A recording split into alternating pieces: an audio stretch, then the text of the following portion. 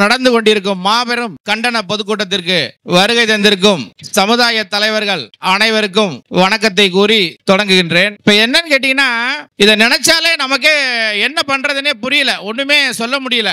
நமக்கே இந்த நிலைமை அப்படின்னு பார்க்கும்போது அது நமக்கு ரொம்ப ஒரு பெரிய ஒரு கண்ணீர் விடுற காட்சியா இருக்கு. நம்ம எல்லாருக்கும் நம்ம போவோம், எல்லாருக்கும் பார்ப்போம், நம்மள்ட்ட வர்றவனுக்கெல்லாம் பட்டா மாத்தி கொடுப்போம், எல்லா வேலையும் பார்ப்போம், நம்ம வீட்டு வேலையை பார்க்க மாட்டோம். அதே மாதிரி பாத்தீங்கன்னா இப்ப நம்மளுக்கே இந்த நிலைமை, நம்மள்ட்ட இருந்து ராமநாதபுரம் கலவரத்துல இருந்து, உஞ்சன கலவரத்துல இருந்து, மேலூர்ல இருந்து நம்மள்ட்ட நீதி கேட்டுக்கிட்டு இருந்தாங்க எல்லாரும். இப்ப நமக்கே நம்ம போய் நீதி கேட்கறக்கூடிய நிலைமை நமக்கு வந்துருச்சு. அதனால நமக்கு நல்லா எல்லாருமே நல்லா படிக்கணும், எல்லாருமே கம்பல்சரி படிக்கணும். முதல்ல படிச்சு நமக்கு இன்னைக்கு உள்ள நிலைமையை தெரிஞ்சுக்கிறணும். நம்ம பதிலுக்கு பிரச்சனை பண்றது ஒரு முக்கியம் இல்ல, ஆனா இன்னைக்கு உள்ள சட்டத்திட்டங்கள் நம்மளுக்கு இன்னைக்கு உள்ள சூழ்நிலை அப்படி வந்திருக்கு. அதனால நம்மளுக்கே இந்த மாதிரி ஒரு நிலைமைங்கும் போது அதுக்கு தக்கன நம்ம நல்லா நடந்துக்கிறோம். இப்ப சமுதாய தலைவர்கள், அரசியல்வாதி பின்னாடி எல்லாரும் போறீங்க, யாராவது வர்றாங்களா பாத்தீங்களா?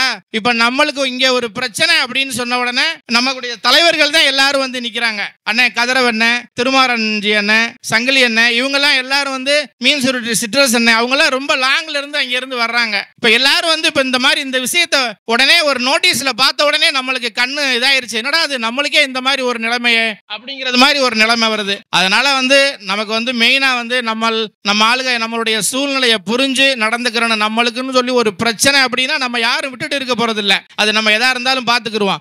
சகோதரர் இசைராஜா தேவர் கூட பேசினாரு, எல்லாரும் இந்த மேலூர் ராம் பிரகாஷ் மாதிரி ஜாதிய இழந்துட்டு யாரும் போயிடக்கூடாது, நம்ம எதை வேணாலும் விட்டு கொடுக்கலாம், நம்மளுடைய ஜாதியை விட்டு கொடுக்க முடியாது. அதனால இப்ப நம்ம எல்லாம் எந்த கட்சியில இருந்தாலும் அந்த ஜாதிங்கிற உணர்வோட தான் நம்ம இருப்போம், அதுதான் நம்மளுக்கு கடைசி வரைக்கும் நிற்கும். நம்ம இறந்தாலும் நம்மளுடைய உறவுகள் லட்சம் பேர் அங்க கூடுவாங்க. அதனால எந்த பிரச்சனையா இருந்தாலும் இந்த அரசெல்லாம் நம்மளை போய் இப்படி கேட்க விடலாமா?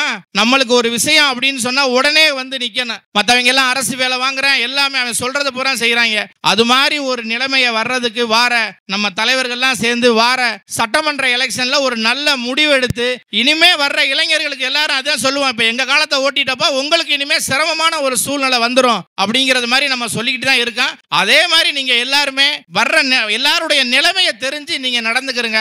எந்த பிரச்சனை வந்தாலும் நம்ம பார்த்துக்கலாம். ராம் பிரகாஷுக்கு கூடிய விரைவில் நீதி கிடைக்கும், இல்லைன்னா மிகப்பெரிய ஒரு போராட்டத்தை இந்த அரசு சந்திக்க நேரிடும் என்று தலைவர்கள் சார்பாக உங்கள் சார்பாக கூறி வாய்ப்புக்கு நன்றி கூறி விடைபெறுகிறேன்.